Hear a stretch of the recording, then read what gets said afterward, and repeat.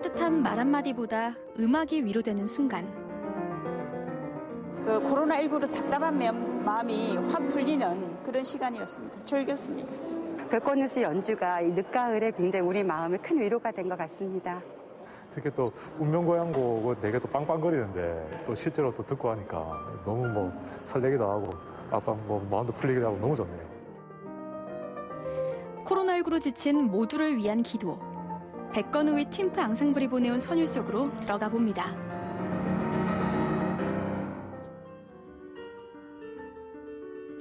클래식한 도시 진주. 남강을 수놓은 햇살이 마치 오선지 위 음표를 연상시키는데요. 강물에 흐르는 선율을 따라가다 보면 경남문화예술회관이 나옵니다.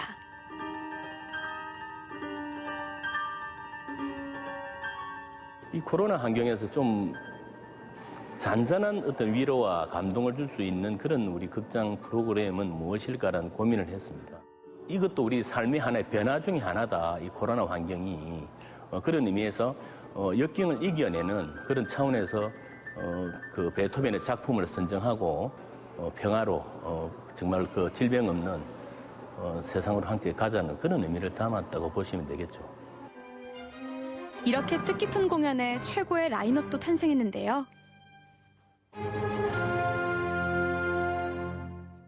백건우 선생님은 베토벤 연주로 워낙 정평이 나 있으신데요.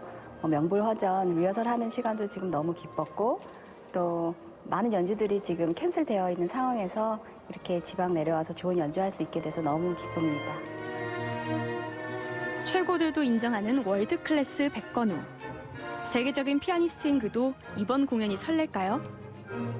한 10년 만에 하는 것 같아요. 네. 베토벤은 금년이 250주년이기 때문에 베토벤 하는 것이 당연한 것 같고 항상 베토벤 음악은 희망을 주잖아요.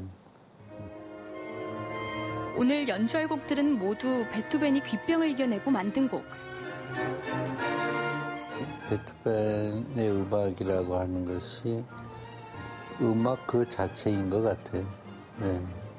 다른 매체를 통해서 음악을 접하는 것보다 사람이 무대에 나와서 음악을 만드는 것을 같이 체험하는 그것만큼 귀중한 게 없어요. 이게 바로 음악의 힘. 베토벤의 곡에 연주자들도 위로받았습니다.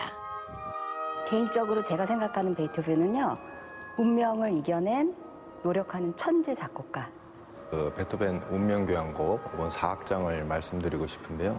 승리의 환호성을 표현하는 듯한 그런 느낌을 주기 때문에 지금 코로나 상황에서 이제 승리를 염원하고자 하는 그런 걸로 비유된다고 생각을 해서 베토벤의 음악을 저희가 연주를 하면서 아마 베토벤이 겪었던 자기의 그 운명 그리고 그걸 거스리고 이겨내는 그 힘, 긍정적인 힘 아마 여러분도 많이 느끼실 거고요. 베토벤도 사람이고 저희도 사람이고 음악은 어렵게 느끼시지 마시고요. 정말 저희 희노애락을 담아낸 게 음악입니다. 그래서 연주장 오셔가지고 느끼는 그 감정 그냥 그대로 느끼시면 될 것 같고요. 최선을 다해서 연주해 보겠습니다. 리허설도 실제 공연처럼 진지하게 임했습니다. 공연이 임박할수록 바빠지는 사람들이 또 있는데요. 공연이 시작되면 상공회가 상공산 안으로 들어가요. 밖에 있는 게 아니고. 오늘 관람객 입장 부분이랑 그 인터미션 부분에 대해서 코로나다 보니까 중간중간에 마스크 내리시는 분들도 이제 마스크를 올려달라는 안내라든지 피켓을 들고 저희가 마스크 착용이나 그런 부분에 대한 내용도 같이 회의를 했습니다. 코로나19로 지친 우리를 위한 공연. 방역수칙 철저히 지키며 입장합니다. 평소에 음악도 되게 좋아하고 앙상블 공연이라서 되게 기대되는 것 같아요. 특히 백건우 선생님이 오신다고 해서 더 기대되는 것 같습니다. 코로나 시대에 모두 다 어렵고 이러는데 이 운명을 통해서 우리의 운명이 좀 더 달라질 수 있지 않을까 그런 생각도 가지고 기대를 가지고 왔습니다. 연주에 대한 기대만큼 객석을 꽉 채워준 관객들에게 전하는 말. 현실적으로 아주 힘든데 우리가 이걸 현명하게 잘 극복을 해야 되고 힘든 만큼 또 우리한테 필요한 것이 예술이죠. 음악이고 미술이고 그게 단순히 치료라는 단어보다도 우리가 사는 그 자체를 느끼기 위해서는 꼭 필요한 거예요.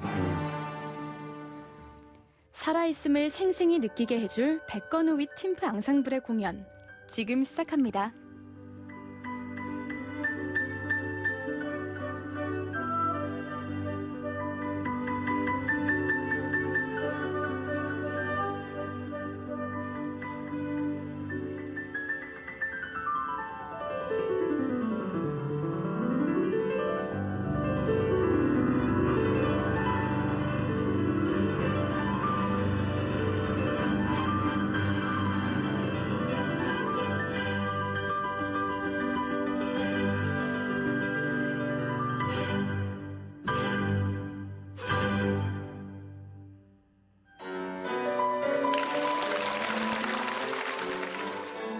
공연이 끝나도 귓가에 선율이 생생한데요. 여운이 오래 갈 것 같죠? 아주 감명 깊고 모처럼 힐링이 되는 그런 공연이었습니다. 백건우 선생님의 녹슬지 않는 연주를 통해서 좀 이렇게 시원한 마음이 생겼고 그 보는 내내 아마 연주자나 그다음 관객들이 다 같은 마음이었을 텐데 이후로 좀 코로나19가 빨리 물러가기를 간절히 바라는 기도하는 마음으로 재밌게 잘 봤습니다. 이번 연주가 클래식 같은 경우에는 실제로 라이브로 보는 게 제일 참 최고의 이상적입니다. 하지만 이 극장이 이제 실내다 보니까 또 거리두기라는 이런 이유 때문에 많은 사람이 못 오지만 이 MBC를 통해서 11월에 지상파로 이렇게 나가니까 그때 일정 보시고 많은 분들이 좀 시청하셨으면 좋겠습니다. 삶에 있어서 이 공연 예술이 없다면 참 재미없을 겁니다. 그래서 저희들 최선으로 해서 물론 전체적인 환경 보면서 준비 잘해서 좋은 공연 많이 올리겠습니다.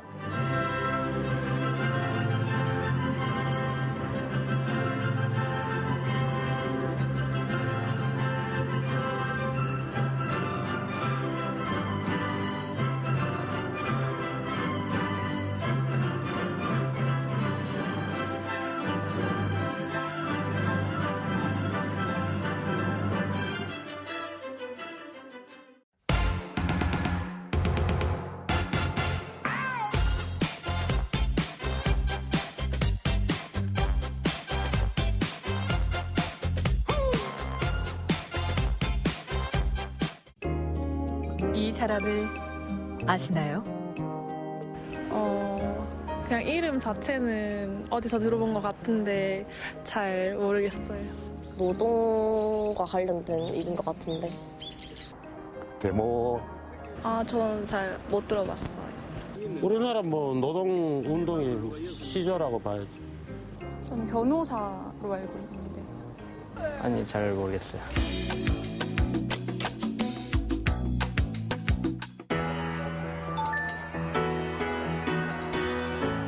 돌아가신 분이지. 잘 몰라요. 들어보신 적도 없으세요? 예, 없어요. 전태일 열사, 전태일 아세요? 아니, 전태일 들어오긴 했는데 뜻은 대강 말씀해 보세요. 모르는데요. 그러세요? 예. 뭐 들어보신 적도 없으세요? 예, 들어본 적 없어요.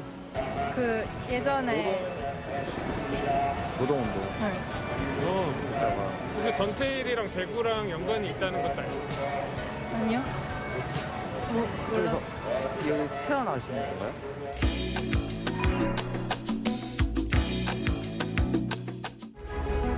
처참한 노동현실을 바꿀 근로기준법 적용을 위해 바보회를 만들고 노동자의 인권을 되찾기 위해 자신의 희생을 선택해야 했던 대한민국 노동운동의 상징. 여전히 22살의 청년으로 머물고 있는 전태일. 그가 떠난 지 50년이 지났다.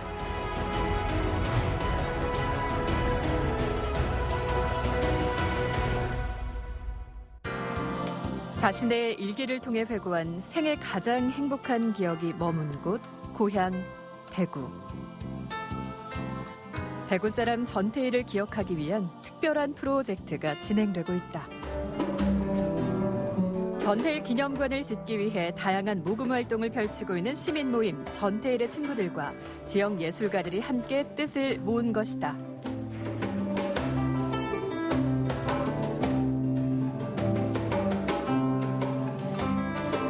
이 전시는 예술가들이 모여서 전태일 기념 사업관 조성 기금 마련으로 출범한 전시입니다. 그래서 여기에 나오는 수익금으로 전태일 기념관 조성에 아마 큰 도움이 되리라고 생각합니다. 유명 중견 작가부터 청년 작가까지 51명의 작품들은 수익금 전액이 기부될 예정이다. 전태일 열사에 대한 아주 강한 저희들이 어떤 에너지를 받고 거기에 대한 정말 생전에 담원했던 그 꿈들을 저희들이 항상 기억을 하면서 이어져 가기를 원하는 그런 마음으로 지금 이런 전시에 참여하게 됐습니다. 이러한 일들이 세상에 좀 더 많은 동참이 이루어졌으면 좋겠다는 생각을 합니다. 기억의 퍼즐을 맞추어가고 있는 전태일 기념 사업. 전태일 열사의 생거지도 시민의 힘으로 매입된 상태다. 전태일 기념관 건립 이전에 사실은 전태일이 살던 집을 우리 시민들의 힘으로 이제 개발로부터 지킨다는 의미가 큰데요. 우리가 지방자치단체나 아니면 대기업의 힘을 빌지 않고 순수하게 시민의 자발적인 모금을 통해서 그 대금을 마련했다는 점에서 의미가 크다고 생각합니다. 청계천 노동운동의 시초가 된 전태일의 뿌리가 있는 곳, 그 큰 가지를 통해 우리는 또 하나가 되어간다. 내 친구의 집은 어디인가? 친근한 제목을 단 소극장 라이브 콘서트. 10월 13일부터 매일 뜻있는 뮤지션들의 공연이 이어지고 있다. 전태일 생가를 구입하는데 또 우리들이 시민들의 힘으로 보존하는데 그런 특별한 목적을 가지고 콘서트를 연다고 해서 그래서 참여하게 됐습니다. 네, 안혜경 선생님 분에 대한 이야기는 아주 오래 전에 십수년도 더 전에 이제 풍문에 들은 바는 있는데 실제로는 아마 실제 공연은 오늘 제가 처음 보게 될 것 같아요. 대단한 기대감을 갖고 있습니다. 70년대부터 노동가를 불러온 싱어송라이터 안혜경 씨.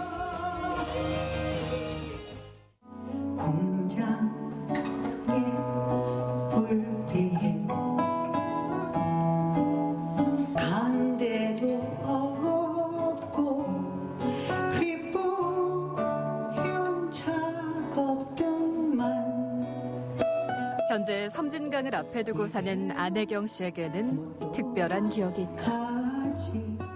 전태일 평전을 쓴 조용래 변호사가 계시잖아요. 돌아가셨지만 그분 돌아가신 지도 30년이 됐는데 벌써. 그 동생이 또 대학 선배였어요. 근데 제가 이제 강원도 귀래에서 음악교사하고 있을 때 그게 80년인데 광주 민주화운동 이미 일어났던 시기였거든요. 근데 그때 어떤 꾸러미 보따리를 들고 왔더라고요. 보니까는 그게 이제 전태일 일기 포함해서 그런 전태일 평전을 준비하는 오빠의 그 자료를 들고 보여주러 왔더라고요. 그거를 보고 그리고서는 그때 이제 노래 2곡을 만들었는데 한 번도 공연은 하지 않았어요. 근데 오늘이 처음이에요. 그 노래를 부르는.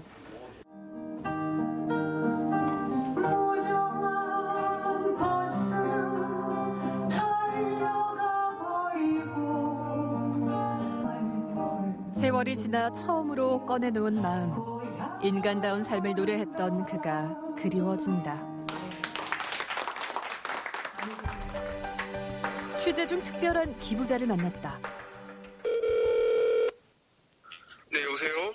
예, 기자님, 여기 전태일 기념관 건립 모금에 기부를 하시게 됐다고 해서 연락을 드렸거든요. 2년 전에 연출했던 다큐멘터리가 전태일 열사와 5.18의 그 시민군 대변인이고 그 노래 이물 여는 행복의 주인공이기도 한 윤상원 열사 그 두 분의 이야기를 다룬 다큐멘터리를 연출했었습니다. 취재를 하다가 보니 광주의 윤상원이라는 사람이 대구의 전태일의 삶과 어떤 희생으로부터 깊은 영감을 받았다라는 확신을 받게 됐고요. 또 다른 5.18 다큐멘터리를 연출을 했는데 거기서 받은 상금을 대구 전태일 기념관을 짓는데 약간의 좀 기부를 결심을 하게 됐습니다. 실은 이분이 나의 죽음을 헛되이 하지 말라라는 얘기를 남기기 위해 분신한 곳이 서울이어서 주로 서울의 청계천을 중심으로 이 기념사업이 진행이 되어 왔는데 실은 이분의 일기나 발언 등을 종합해보면 이분이 그런 선택을 하게끔 하는 배경에는 대구에서 나고 자란 대구에서의 경험과 기억이 굉장히 중요하게 작용했다라는 것을 알 수가 있습니다. 그 대구에서의 전태일 열사의 어떤 삶과 경험 이런 것들이 더 재조명이 되어야 된다고 생각을 하고 있고요. 중구 남산동의 좁은 골목길. 전태일 열사의 가족이 한국전쟁을 피해 잠시 떠났다가 1963년 다시 돌아와 살던 곳이다. 집의 형체는 사라졌지만 유족과 뜻있는 이들의 노력으로 도로에 편입돼 사라질 뻔한 터를 되찾았다. 전태일의 친구들을 결성하고 활동하는 데 가장 큰 힘이 되고 있는 김채원 상임이사. 소년 전태일이 인생에서 가장 행복한 시기를 보낸 남다른 장소에 섰다. 네, 이 집이 매우 의미가 깊은 이유는 전태일 열사가 청옥고등국민학교를 다니던 당시에 온 가족이 모여 살았던 집이 바로 이곳에 있었는데요. 보시다시피 이곳은 허물어 사라지고 없지만 저희들은 이곳을 복원해서 전태일 기념관을 만들고자 합니다. 날실과 시실로 엮어가고 있는 역사적 기억. 우리가 흔히 말하는 말 그대로 대구 토박이죠. 전태일 열사는 평화시장에서 생활을 할 당시에도 항상 본인을 소개할 때 대구 사람 전태일입니다 라고 소개를 했다고 합니다. 그리고 전태일 열사가 69년도에 소설을 구상한 게 있습니다. 그 소설 구상 내용을 한번 보면은요. 작품 제목이 현실에 반항하는 청년의 몸부림, 마음의 고향, 육신의 고향, 일생에서 가장 아름다웠던 추억이 있는 대구. 여기에서 옛 동창들을 모아놓고 쓸쓸한 사망의 길로 가려고 하는 자기의 인상을 남기기 위한 눈물겨운 크리스마스 이브가 시작된다. 친구들이 제이를 대구에서 기다린다. 약속 날짜는 4월 19일. 여기에 날아드는 유서 한 장.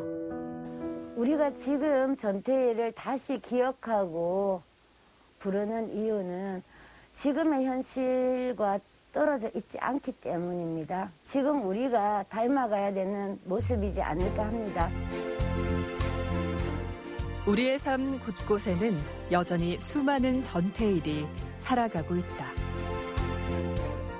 우리가 과거의 전태일을 잊지 않는 이유는 가장 힘든 순간에도 행복한 내일을 꿈꾸기 위해서가 아닐까.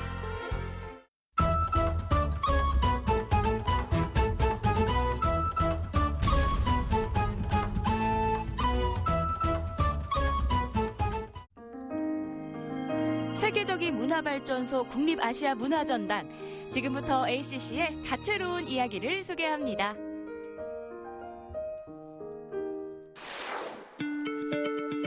지난 2015년 개관한 국립아시아문화전당. 아시아 각국의 문화를 발굴하고 보존하고 제작하면서 아시아 문화의 허브 역할을 하고 있습니다. 지금 아시아문화전당에서는 45억 아시아인의 화합을 다지는 아시아 문화주간이 개최되고 있는데요. 국제회의, 포럼, 공연 등 약 20개의 프로그램을 운영 중입니다. 각국의 국기까지 등장했습니다. 금년 10월 17일부터 31일까지 아시아 문화주간 행사가 있습니다. 아시아 각국 대사관 문화원 대표 관계자들하고 우리 전당하고 아시아 각국의 그 문화 그 발전 방향과 미래 그 사업 개발에 대해서 논의한 자리입니다. ACC 주한 아시아 국가 대사관 협력 회의는 아시아 공동체의 연대와 상생을 위한 행사인데요. 서로 간의 협력을 통해서 서로 새로운 대안을 제시해왔던 것처럼 오늘 회의에서 여러분들이 진지한 논의를 통하여 아시아 문화교육 새로운 모델을 만들어갔으면 좋겠습니다. 우리나라를 비롯한 중국과 인도 등 아시아 10여 국이 ACC를 아시아 문화교류의 허브로 구축하기 위한 실질적인 방안을 논의했습니다. 우리가 이런 대사관 협력회의, 아시아 문화기관을 통해서 협력을 계속해 나간다면 코로나에 지지 않고 다양한 아시아 문화를 국립아시아 문화전당을 통해서 선보이는 계기가 될 것으로 확신합니다. 각 나라의 고유한 문화가 아시아를 넘어 전 세계의 문화 콘텐츠가 되는 그날까지 국립아시아문화전당은 사람과 지역, 아시아와 문화를 잇는 가교 역할을 하고 있습니다. 문화자원조사 연구에 기반한 창제작, 유통 이런 부분이 선순환으로 되고요. 그걸 통해서 공연이라든가 전시, 그다음에 교육, 여러 가지 관광 축제 이런 분야까지 계속 사업을 발굴하고 또 그걸 또 여러 가지 그 레지던시라든가 그런 걸 통해서 또 업그레이드 시켜가고 있습니다. 대사관 협력회의 등을 통해 새로운 문화 콘텐츠를 생산하고 있는 국립아시아문화전당. 아시아 문화주간을 맞아 다양한 나라들을 친근하게 느낄 수 있게 준비한 게 있습니다. 예쁘네. 멋있다, 그치? 우와, 영상의 정체는 바로 온라인 아시아 문화마당.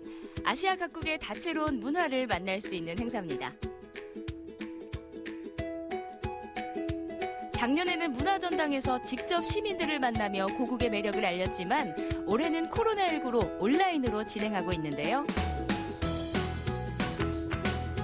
아시아 문화마당에선 대사관과 문화원이 제작한 아름다운 풍광도 즐길 수 있고요. 광주 전남 지역에 살고 있는 외국인들이 만든 영상도 볼 수 있는데요. 주제를 잡는 것부터 대본, 촬영까지 직접 하면서 콘텐츠를 제작했습니다. 내가 꼭 소개하고 싶은 고국의 매력이니까 더 재밌고 의미 있겠죠?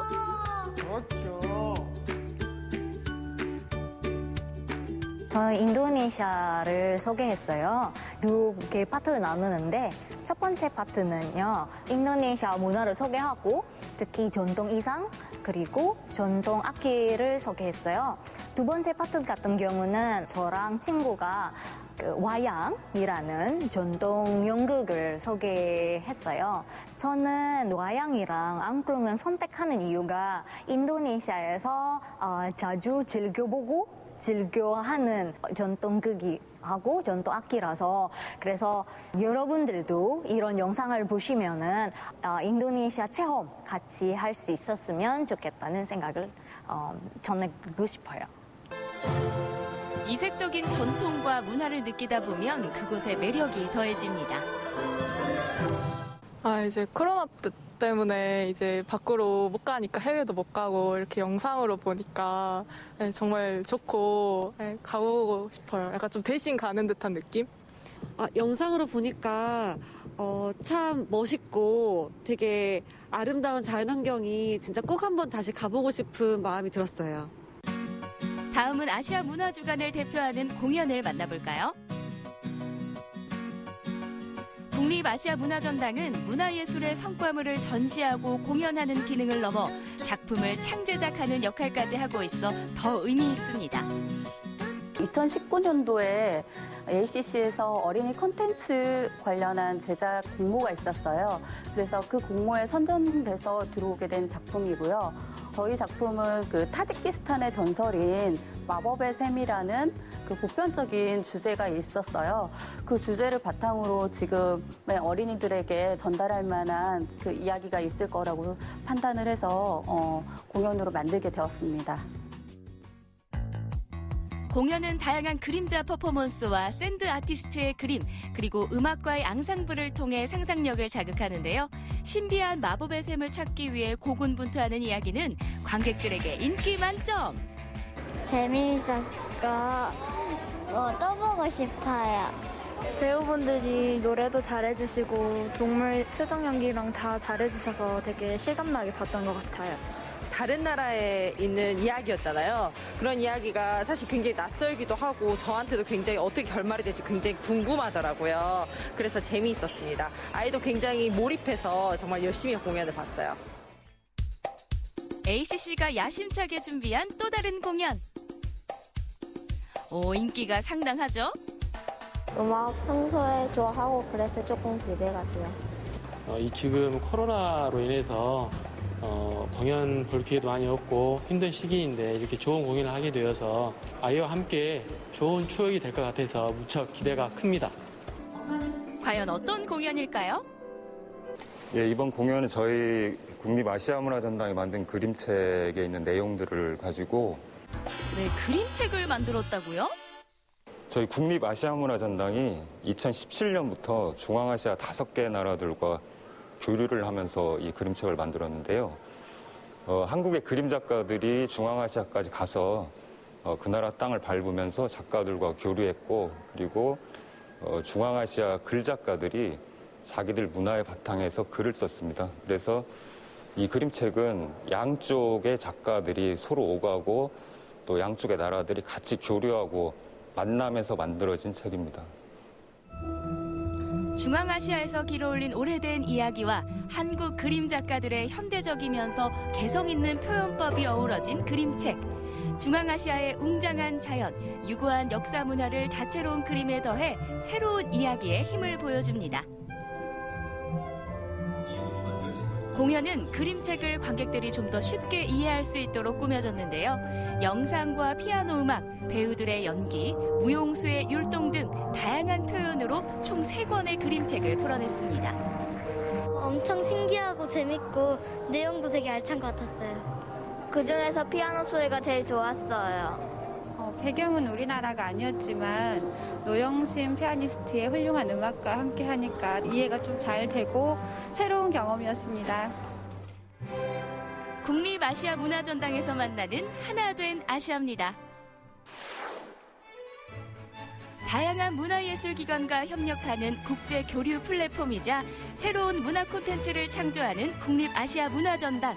앞으로도 세계 각국의 매력을 널리 알리며 아시아 문화 발전에 앞장설 국립아시아문화전당을 기대합니다.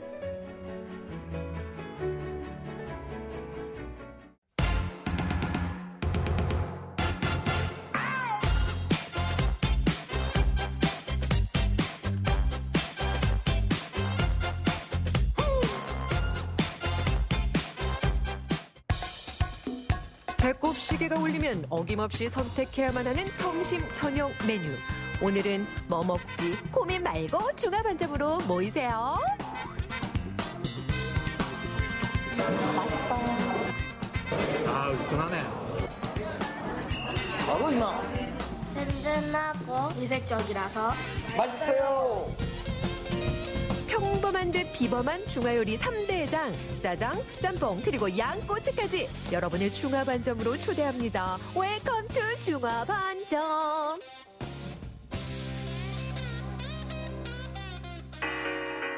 빠르고 든든한 데다 저렴하기까지 이제 중화요리는 제2의 소울푸드 아니겠습니까? 특히 코로나19에도 매일 문전 성시를 이룬다는 이곳은 짬뽕 전문점 되겠습니다.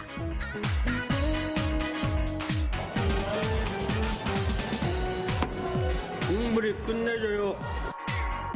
짜장면은 그저 거들 뿐 당당히 주인공 자리를 차지한 이 짬뽕의 자태를 보시라. 그런데 왜 하고 많은 메뉴 중에 짬뽕인 건가요? 짬뽕이 제일 자신 있어서 짬뽕을 택하게 됐습니다. 그렇다면 지금부턴 짬뽕 앞으로 대동단결. 사장님, 여기 진짬뽕 2개요. 여기요. 차돌박이 짬뽕 하나랑 진짬뽕 하나요. 주문과 동시에 조리를 시작하는 고집스러움이 이곳 짬뽕 전문점의 노하우. 불맛 더해진 진국이 여기 있었네요. 여기 있었어. 기다린 만큼 보람을 느끼게 해준다는 이색 짬뽕. 직접 맛을 영접한 이들의 평가는요? 맛이 담백하고요. 소고기를 써가지고 시원하면서 국물 맛이 깨끗하고 짬뽕이 최고. 여기를 자주 찾는 이유가 있으세요? 맛있어요. 속도 편안하고 먹으면. 속 편하니까 자주. 네, 면 먹는 것 같지 않고 짬뽕인데도 굉장히 속이 편해요. 그래서 자주 와요. 야채가 많이 들어있어요. 푸짐하기로는 둘째가라면 서러운 차돌박이 숙주 짬뽕이냐, 진하고 걸쭉한 국물로 승부하는 극강의 매운맛 진짬뽕이냐, 그것이 고민. 차돌박이 숙주를 항상 시키는데 차돌박이 숙주랑 이게 면이랑 잘 어우러져서 항상 찾는 것 같아요.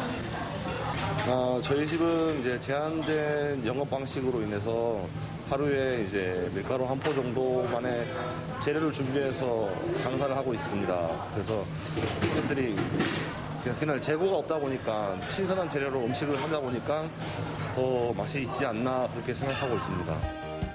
중화반점 첫 번째 메뉴 짬뽕이었습니다. 중화요리의 꽃, 짜장이 없어서 섭섭했다고요? 그렇다면 이곳에 주목하시라. 이색 짜장으로 센세이션을 일으킨 퓨전 중화요리 대표 맛집.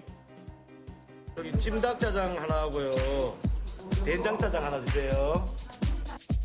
지역에선 이미 입소문이 자자할 정도 이름부터 심상치 않은 된장짜장 그리고 찜닭짜장 등판이요.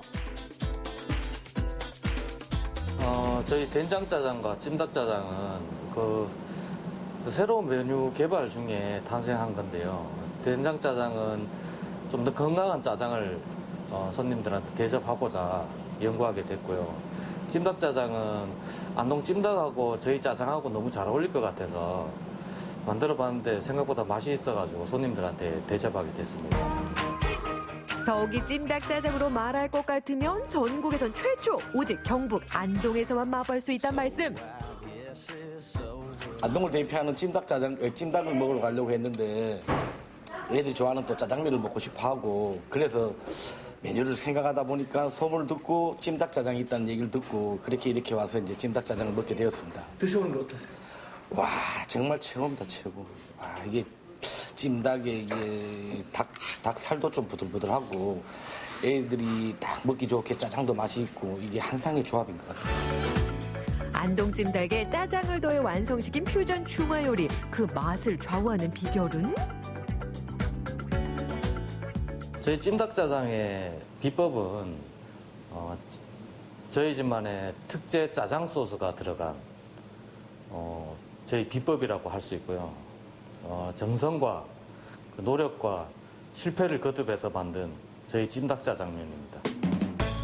비주얼로 보나 재료로 보나 시작은 누가 뭐래도 찜닭인데 여기에 주인장만 아는 특제 짜장 소스를 넣어주면 찜닭짜장이 된다는 점. 아는 맛이 무섭다고 짭조름하면서도 고소한 그 맛이 상상된다 상상돼. 찜닭짜장 나왔습니다. 팝심이냐 면발이냐 찜닭짜장은 짜장밥으로도 즐길 수 있다는 것이 매력. 한 입 맛보는 순간 무장해제를 외칠 수밖에 없을걸요? 초창기 찜닭짜장이 뼈 있는 닭이었다면 지금은 순살 찜닭으로 과감히 환골탈태. 짜장 마니아들의 먹부림을 자극하고 있다고요. 난 이 집 음식 면 진짜 맛있어요. 그래서 내가 좋아하기 때문에 항상 여기 와서 짜장면을 잘 시켜 먹고 그래요. 근데 오늘 찜닭짜장 시키고 포항이 진짜 맛있네요. 찜닭짜장은 어떻게 다른 거 어떻게 맛이 특별합니까? 뭐라 하나? 이게 이 집에서 개발한 건데 아들이 닭고기가 뼈 없이 들어가 있기 때문에 그냥 부드럽고 그다음 짜장면만 먹는 것보다는 좀 짜장면 보통 돼지고기를 하잖아요. 돼지고기를 하는데 이거는 이제 찜닭으로 하니까 훨씬 더 맛이 담백하다 할까 그런 맛이 있어요. 중화반점 퓨전 음식 이색 짜장도 접수 완료. 여기서 끝이 아닙니다. 중화요리의 은혜로움은 늦은 저녁까지 이어진다고요. 스트레스 받은 날 뜨끈한 숯불멍이 가능한 이 메뉴는 어떠세요? 양꼬치가 맥주 한 잔 최고죠. 그렇습니다. 요즘 중화요리계에선 대세중대세라는 양꼬치 아닙니까? 하루 전에 바로 꼬치를 굽고 쓸고 그리고 바로 나가는 겁니다. 시간이 오래되면 그게 또 냄새가 나거든요.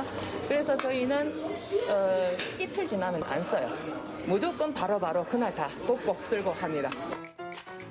생명은 무조건 신선함이라 외치는 양꼬치 전문점. 가뜩이나 부드러운 어깨살만 사용하는데 숯불로 기름기를 쫙 빼주니 아주 그냥 얼마나 맛있게요. 양꼬치에 대한 편견은 과감히 넣어두시라니까요. 첫째는 양고기가 부드럽고요. 그다음 이제 사장님이 어떻게 양념을 했는지 모르겠는데 싱싱하고 잡내가 없고 부드럽고 맛있어요. 제가 중국에서 조금 유학을 좀 하다가 왔는데 중국에서 먹었던 현지 양꼬치들보다 이 집 양꼬치가 이제 고기 잡내라고 하죠. 그러니까 누린내가 덜 나고 너무 담백하고 맛있고 이제 기름도 이제 숯불에 구우니까 더 잘 빠지고 해서 가끔씩 시간 내서 먹으러 오고 있어요. 숯불 위에 일렬 정도로 모인 양꼬치 부대에 하루 피로가 싹 달아나는 이 소리 들리십니까? 황금 비율 자랑하는 소스에 콕 찍어 한 입 맛보면 가격도 저렴하고 다른 집보다 맛은 뭐 더 말할 것도 없고요. 쯔란이랑 시즈닝이랑 이 카레가루 색색들이 내가 먹고 싶은 거를 골라 먹을 수 있는 그 맛. 그리고 손님도 복잡하는 게 혼자서 먹는 것보다 여러 사람 있는 데서 먹으니까 더 맛있는 것 같습니다. 더욱이 양꼬치와 단짝이라는 맥주를 곁들이면 이곳은 이미 지상낙원. 오늘도 중화요리로 무르익는 이 밤은요, 아름다운 밤이에요. 양꼬치와 맥주 한 잔으로 하루의 스트레스를 버리세요. 이색적인 퓨전 짜장부터 얼큰함으로 무장한 짬뽕, 여기에 하루를 행복하게 마무리해줄 양꼬치까지 중화반점에서 누구든지 띵호와 대만족입니다.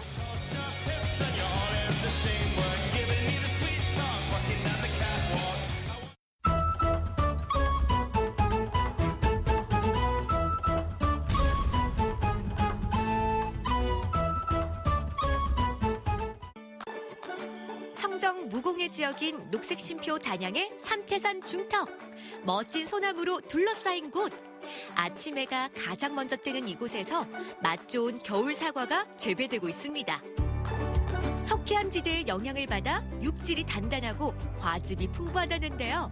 아삭아삭 맛 좋은 단양 사과 만나러 지금 떠나봅니다. 안녕하세요. 리포터 박찬홍입니다. 어느덧 수확의 계절이 지나고 겨울이 코앞에 왔습니다. 찬바람도 쌩쌩 불고 있습니다. 그러나 이 계절에요, 사과를 수확하는 곳이 있다고 합니다. 여러분들 믿겨지십니까? 저도 진짜 믿겨지지가 않아서 한번 가보려고 합니다. 여러분 함께 가시죠. 아니 왜 이렇게 높은 곳에 있는 거야? 아니 가면 진짜 사과는 있는 건지 모르겠네. 이야, 단풍은 진짜 이쁘다. 늦가을 정취가 가득한 이곳 단양 삼태산 중턱. 겨울이 코앞에 다가왔는데 수확 작업이 한창입니다. 그것은 바로 찾았다. 저 안녕하세요. 반갑습니다. 네, 안녕하세요. 예. 아니 이거 뭐 따고 계시는 거예요? 사과 따고 있어요. 사과요? 예, 제일 맛있는 사과 따고 있어요. 우와! 여러분 진짜 사과가 있어요! 사과는 가을 열매라는 편견을 버려라. 늦가을부터 초겨울까지 수확하는 겨울 사과입니다. 와, 진짜 너무 신기합니다. 아니 사실 그 추석 전에 사과를 다 수확하고 그 사과로 또 선물을 드리고 할 텐데 아직도 지금 사과가 있다는 게 믿겨지지 않습니다. 이게 어떤 사과인가요? 예, 이거는 겨울에 먹는 겨울 부사입니다. 언제까지 그럼 수확을 할 수 있는 거예요? 저희도 밭은 한 열흘 정도 시간이 걸릴 것 같습니다. 열흘 정도요? 예. 맛을 좀 보면 괜찮을 것 같은데. 예, 조금 일하시고 드셔도 될 것 같습니다. 해발 400m 삼태산 정기를 받은 단양 사과입니다. 알맞게 익은 사과를 눈으로 선별해 톡 따주면 끝! 사과 수확 어렵지 않아요. 근데 여기 보면은 약간 초록색인데 이거 왜 그런 거예요? 그거는 그 와인의 코르크 마개 같이 코르크층이라고 합니다. 그 장기간에 저장하려면 수분이 있어야 되는데 수분을 증발을 좀 억제하는 그런 효과가 있습니다. 딸 때 이렇게 초록색이 보이게끔 따야 된다는 말씀이신 거죠? 그래 상품 가치가 높습니다. 나뭇가지 째 이렇게 땡기면 안 되고. 예. 1년 동안 해와 바람과 비를 맞으며 맛있게 익어간 사과를 수확합니다. 그런데 왜 이렇게 높은 삼태산 중턱에 사과 과수원이 있을까요? 아버님, 네. 근데 이 사과 농사는 언제부터 짓게 된 거예요? 2012년도에 이제 인천에서 기농했습니다. 이 지역은 저희 밭 위치가 그 해발 고도 400에서 500 정도 되는 고지입니다. 그리고 토양도 물 빠짐이 좋고 스크함 지대라서 사과가 단단하고 맛있습니다. 그래서 단양으로 기농하게 됐습니다. 아니 이렇게 지역으로 또 기농을 하다 보면은 네. 또 뭐 이렇게 같이 사시는 분들의 그 주민들의 갈등이나 뭐 이런 게 있을 텐데 어떠셨어요? 전혀 없었고요. 네. 주민들이 너무 많이 도와주셨습니다. 뭐 군청이나 우리 사회공리 마을 주민들이 다 도와주셨습니다. 그렇다면 여기 지금 단양에서 기농하시는 그 행복지수가 10점 만점이라면 몇 점? 11점입니다. 11점! 네. 와! 이야기꽃을 피우며 열심히 일하다 보니 어느새 사과를 이만큼이나 수확했습니다. 아, 탐스럽다. 수확 후에 찾은 곳은 안녕하세요. 네, 어서 오세요. 네, 이곳은 무엇을 하는 작업장인가요? 아, 여기는 지금 사과 선별장이에요. 아, 선별장이요? 네네. 제가 여기에서도 뭐 도와드릴 게 있을까요? 그럼요. 여기 이게 꼭지 자르는 거 도와주셔야 돼요. 꼭지요? 네. 이거 그 꼭지 아버님께서 이거 있어야지만 사과가 맛있다고 그랬는데요. 왜 잘라요? 이게 소비자들께서요, 미관상 별로 좋지 않다. 사과 배송 중에 눌려서 사과가 상한다. 이런 이유로 아쉽게도 여기에 작은 상처를 내게 돼요. 이렇게. 예. 그러면 이게 여기를 통해서 약간의 상처지만 수분이 날아가서 아무래도 보관하는데 조금 좀 장애가 있거든요. 그래서 이게 좀 아쉬워요. 이 맛을 유지해야 되는데 꼭지라도 자르도록 하겠습니다. 예, 그러면 좀 도와주시죠. 예. 네. 사과의 아삭함을 오래 유지하게 하는 꼭지를 미건상의 이유 그리고 상처 예방을 위해 제거합니다. 꼭지 제거 후 크기와 무게에 따라 선별 작업을 하게 되는데요. 선별 작업이 끝난 후 이곳 저장고에 보관했다가 직거래를 통해 소비자와 만난답니다. 열심히 일한 자 먹어라! 와, 이렇게 일하니까 사과를 예쁘게 깎아주셨네요. 네. 고맙습니다. 네. 아, 진짜 먹음직스러운데 한번 먹어보겠습니다. 잠깐만요. 저기 드시기 전에 예. 사과에 대한 아주 오래 보관할 수 있는 꿀팁을 하나 드릴게요. 오래 보관할 수 있는 꿀팁이요? 네. 사과 오래 보관하는 법. 신문지를 이용해 사과를 정성스럽게 싸줍니다. 한 알씩 싼 사과를 김치통 안에 넣어 김치 냉장고에 보관하는데요. 이때 김치통은 밀봉하지 않아야 합니다. 비닐봉지를 이용해 사과를 보관하는 법도 있습니다. 이때 중요한 건 키친타올에 물을 적신 후 함께 보관하기. 보관 온도 못지않게 수분 유지가 중요하기 때문이죠. 사과를 이용한 감자 보관법도 있는데요. 감자를 보관할 때 사과 한두 알 함께 보관하면 감자에서 싹이 올라오는 걸 막아준답니다. 사과 잘 보관해서 오래도록 맛있게 드세요. 야, 이 오래 보관할 수 있으니까 많은 분들이 이 사과를 한 박스채 사서 드셔도 되겠네요. 그렇죠. 자, 그러면 이제 본격적으로 한번 먹어보도록 하겠습니다. 네. 자, 와. 여기 이거 꿀 아니에요, 꿀? 이 안에? 와. 와. 이 사과가 씹는 식감이 좀 단단하면서 이 사과 즙이 엄청 많이 나오네요. 그리고 아삭아삭해요. 저희 집에 또 자랑할 게 있어요. 뭔데요? 이게 뭐지? 이거 무슨 과일이에요? 배처럼 생겼는데 이게 뭐예요? 아니에요. 이게 사과예요. 사과라고요? 네, 이거 시나노 골드라고 새로운 품종이에요. 산미 조화가 좋아서 굉장히 아삭아삭하고 달콤합니다. 시나노 골드는 올해 처음 수확을 한 신품종이라는데요. 사과는 빨갛다는 편견을 버리게 하는 황금빛 사과입니다. 아삭아삭 겨울 사과의 맛, 씹는 소리만 들어도 맛있네요. 와, 사과의 재발견입니다. 와, 엄청 맛있어요. 네. 하루에 사과 하나씩만 잡수시면 의사를 멀리할 수 있대요. 사과 속에는 그 펙틴이라는 성분이 있어서 장의 활동을 활발하게 해줘요. 그래서 다이어트에 좋고요.